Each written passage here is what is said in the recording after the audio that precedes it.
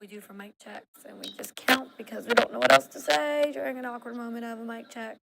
I hope this is working. Anything at all? Hello? Oh, okay, cool, I hear you.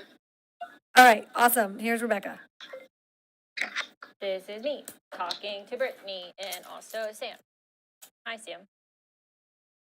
I hope you have a good day. My puppy is sick. I want.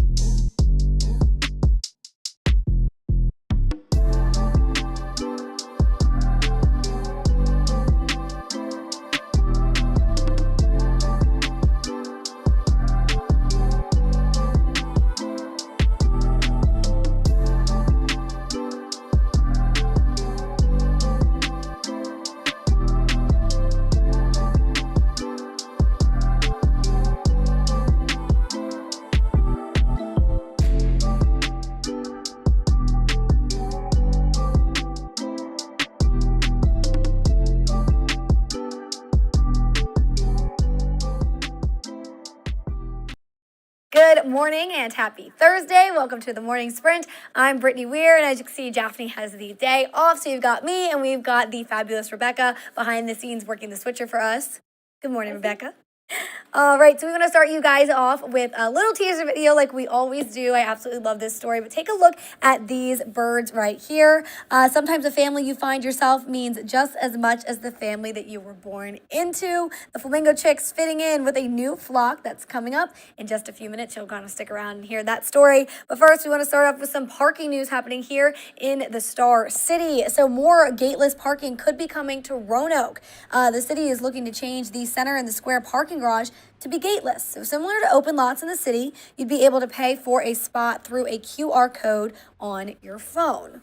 Picture a scenario where you're pulling into a parking garage. You don't have to roll down your window. You don't have to wait behind a gate arm. You don't have to pull a ticket. You don't even have to even stop your vehicle. You can pull in straight, park in a parking space. And they say even though only 2% of their current transactions are cash, there will be a cash option though. Roanoke City Council will vote on the proposal during their next meeting. So if you are someone who frequently goes downtown, you're parking in this parking garage, or you just have an opinion about it, let us know in that comment section below what you think. Do you think they should get rid of those gates and make it gateless and maybe use one of those apps like they were suggesting? And we'll get to those comments with Sam in just a little bit. But we do want to let you know about an event that is happening tonight. If you are someone who is curious about all that information that's coming out about Smith Mountain Lake and those algae blooms. Well, the Smith Mountain Lake Association, they're hosting a town hall meeting tonight to discuss the health of Smith Mountain Lake. The association has invited representatives from Virginia Department of Health, DEQ, Ferrum College, and County Ag Extension programs to all speak. Now, this is a chance for the community to come on out and learn about the water quality of the lake. It's also a chance for you to ask any of those questions you have regarding the lake, the recent algae blooms, and that swim advisory that's been in place. So the goal of this meeting is to bring together experts from the statewide agencies to share current information about this harmful algae bloom. Bring, all the information to the public, the sample results, what it means, what a concentration of cyanobacteria means, all these scientific terms that folks don't really understand. But when they see, green, funny colored water, or they see a map that looks a little scary, that they're going to want to know where it's safe to swim. And collect the sample. And the meeting starts at 5:30 tonight. It will be at the Trinity in Mechanical Parish on Lake Mount Drive. And for more information regarding these algae blooms, you can head to our website. But I know a lot of people having a lot of questions about this. But despite those swim advisories and those algae blooms, 4th of July was a busy one at the lake. I was out there, so a lot of people on the boats and things like that. But if just in case you have any of those questions, you can head on out tonight at 5:30. They're also going to have information on how you, people in the community, can help prevent these algae blooms from happening at the lake. What are some things you can do on your property, in your yard, to help this from happening? So again, if you want any of that info, it is tonight, and they might have a live stream as well. I know they're working on getting that up. So let us know if you have any questions about the lake that we can answer for you in the comment section below, or any questions we can bring to the Smith Mountain Lake Association on your behalf. We'd love to get those answers for you. All right, so now we all know it's been very hot out there the past couple of days. We've all felt it. Well, the Earth, it's reached another weather milestone. Yesterday, average temperatures remained at a record high. So this comes after Tuesday marked the unofficial hottest day on record for the entire world. And that is according to the University of Maine's Climate Reanalyzer. It reported the planet's average daily temperature climbed to just over 17 degrees Celsius or 62.6 degrees Fahrenheit. Scientists warn that Tuesday's temperature's record is likely to be the first of many over the coming months, and this is due to the combination of climate crisis and the onset of an El Nino phenomenon. Alrighty, and so that is something we're seeing a lot of. We've heard a lot of people posting about this on social media, their concerns and things like that. And so if you're someone who's noticing this, you have concerns, again, please put that in that comment section below. But with that heat and those excessive temperatures, a great way to cool off is always some ice cream. Who doesn't love their ice cream? Well, if the Nathan's hot dog eating contest wasn't enough for you this 4th of July, this might be up your alley. One Mississippi town, they introduced children as young as 4 years old into the sport of competitive eating. Take a look at that kid right there. He's trying his hardest. But this was the first ice cream eating contest at the Star Spangled Celebration. I know, look at her. She's a champ. But again, Did she regret that? No, she's going for more. She just keeps going. She's like, look, I'm going to win and eat all the ice cream. I can't imagine the brain freeze. I know, that's what I'm thinking too. Like, did she regret that the minute she did it, or is that her winning and they're just happy about it? But there were children in 3 different age groups competed to see who could eat the most ice cream in just 2 minutes. So if you're looking to cool down with a sweet treat this summer, we do have a list of ice cream places on our website that you guys have said are your favorite in the area in Southwest Virginia.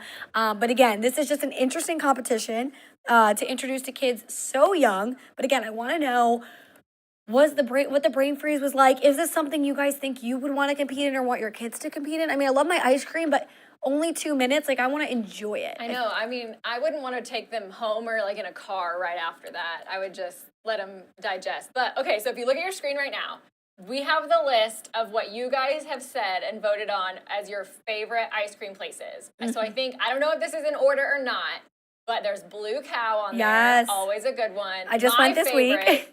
My absolute favorite, I think it's the best ice cream I've ever had, is Homestead Creamery. Yes, Homestead's very good. And then there's a couple that I haven't heard of yet. Katie's Ice Cream and Chocolates. Okay.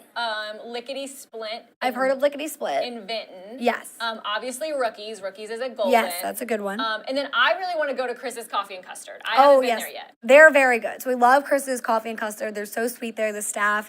But yeah, these are some good ones on there. So if there's any on there that we missed, please let us know in that comment section below. Yeah, but Blue Cow is always a favorite. Again, I was there on, was it Tuesday? Was it 4th of July? I don't even know. I think I was there, and I always get the flight because I'm not someone who could just pick one flavor. Like, I need to just try all the different flavors that I can. Hey, more power to you. Exactly. All right, so speaking of ice cream and that hot weather, we've got meteorologist Chris Michaels here with us giving an update of our forecast and some of that breaking news some of you guys might have felt earlier this morning if you were in Carroll County. Hey there, guys. Happy Thursday. Had an earthquake reported in Carroll County before 6 o'clock this morning. It was a 2.7 magnitude earthquake. No reports of damage, but if you felt it, let us know in the comments section here this morning. Weather-wise, very similar to yesterday. Hot and humid, upper 80s and lower 90s. Maybe an isolated storm or two. Will be mild and muggy overnight in the 60s and 70s. Have a great rest of your Thursday. I'll see you this time tomorrow morning on The Sprint. All right, thank you, Chris, so much. And if you were in Carroll County or near that area and you felt that earthquake, please let us know what you felt, what you heard. If you have any pictures as well to go along with this, make sure to put that on our Pin It section on our website. We will be sharing them later today, but definitely working on getting more information from that throughout the day and reaching out to the different first responders and agencies to get you guys that information. But we do want to let you guys know about a big birthday celebration that happened this past week for a woman in West Virginia. It was on 4th of July. She celebrated her 105th birthday. Take a look at this. Oh my goodness. Well, Myrtle Brab celebrated her birthday with a big party surrounded by family and friends. And look at that crown and the hat and the balloons. I absolutely love it. Well, at the party, people were sharing stories of Myrtle's adventurous life and how much she meant to them. Also, after a request online for birthday cards, Myrtle got more than 1,500 cards coming from 40 different states. She even received a card from West Virginia Governor Jim Justice. So happy birthday, Myrtle. Again, I absolutely love this story. 105 definitely needs to be celebrated with a party, and the crown and anything else that she wanted, I think she should have gotten. I mean, the stories that she must have. Oh, I know. And everything she's seen in life. Like, I don't know, I'm only 25 and I've already lived through a lot. So I can't imagine 105. Oh my gosh. And I'm gonna be honest here. She doesn't look 105 to me. Absolutely not. Like, she's looking really good, so I want to know what her secret is. I hope it's just, like, more cupcakes and just wearing a crown every day. But I mean, we can sign up for that. There we go. Just keep wearing a crown every day. Put it on air. We'll have cupcakes everywhere. Looks like a good time. But happy birthday, Myrtle. We're so happy to see that you were able to celebrate in the best way possible. And now onto that teaser. I'm getting ahead of myself. We want to get to this story first because if you're feeling lucky, you might want to shoot your shot at the Powerball. You have 2 more days left to test your luck. The jackpot is now sitting at an estimated $590 million after no one won last night's drawing. And that's because a cash value of about $304.8 million. So the next drawing, it will be this Saturday at 11 p.m., and just in case anyone was lucky enough to win smaller prizes, here are the numbers from last night's drawing. They were 68, 17, 24, 62, 48, and then the Powerball was 23 with a multiplier of 2. So if you're somebody who is, you're feeling lucky, and those numbers again, you might want to test it out. Again, 2 more days for that. So I'm not someone who normally plays Powerball or the lottery, but I might have to do that with. I don't know. $304 million sounds pretty nice. Right Yeah, now. I could definitely use that right now. I'm not gonna lie. That would definitely help me out. It's not bad. I would have to definitely. I would share it too. I'd share it with my family. It wouldn't just be all for me. But I'm gonna have to go buy some tickets after this. All right, so now on to that teaser video that we showed you earlier about the flamingos and that new family they created. Sometimes family is born from unpredictable circumstances, and that is just not just exclusive to humans as well. A flamingo chick now has an adopted family after her biological one abandoned it while it was still an egg. So keepers at a zoo in England spent months watching over the egg in an incubator to ensure safe hatching before putting it in a flamingo. Couple's nest. That couple is being Florence and Freddie, so they have accepted the chick as their own. So congratulations to Florence and Freddie on this adoption. The chick's adopted family was provided it all with everything it needed, from nourishment and care, everything that newborn needs. And the 2-week-old gray chick is doing well, growing into the family. So happy to see that. I think this is such a cute little story. Again, I said this morning, I feel like this could be a little children's book about adoption. It's so cute. And again, this chick is just like, I feel like it doesn't know any better. It's just like, okay, I've got 2 parents who love me and they're going to take care of me, and I might not look like them, but that's okay. Well, okay, but here's the thing. So did you know, and our director, Steven, this morning said the same thing.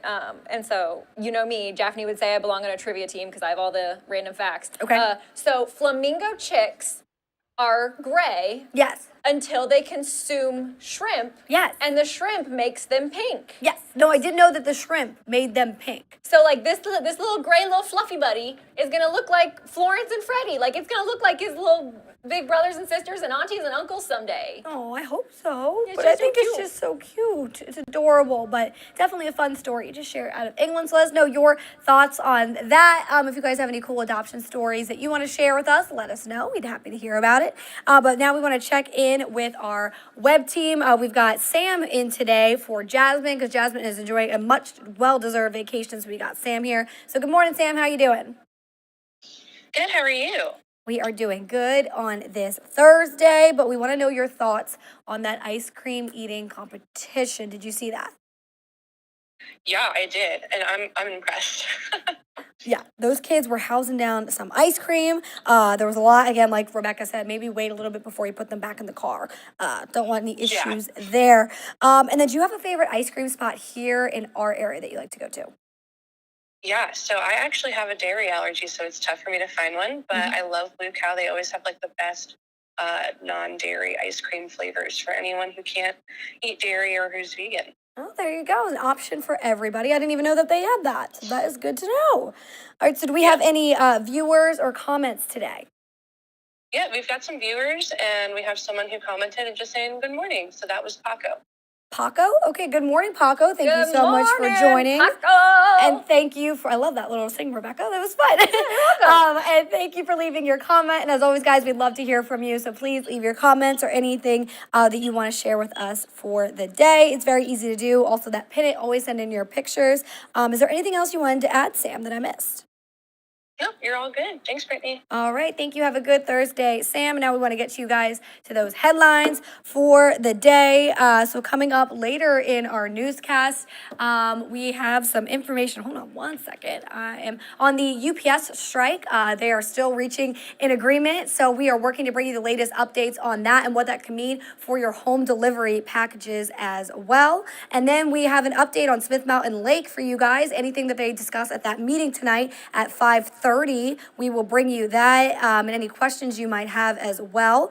And lastly, we've got for you coming up in our later nooncast at noon with Alyssa and our 5 o'clock newscast is a meeting from the... Oh, this one's about the Blacksburg hotel that they want to build. Thank you, Rebecca. So developers are looking to build a hotel on South Main Street, but they want it to be 70 feet, but right now the city or the town will only allow things to be 60 feet. So there's discussion on whether or not they want to allow this to, get that extra 10 feet and raise that skyline. Some city council members are for it, and some city council members are a bit more reserved, so they'll be discussing that just in a couple hours this morning. All right, those are your headlines coming up later today. And sorry about that little hiccup there. I think we forgot to put the full scripts in, but no problem. We know our stories, we know what we're covering, so we just ad-lib that a little bit for you guys. But if you want the full stories, you can always find them on our website at WSLS.com. And with that, I think that's everything we have for you guys for the morning sprint on this Thursday. Rebecca, you got anything else to add? Nope, I'm all good. All right, well, thank you guys so much for tuning in.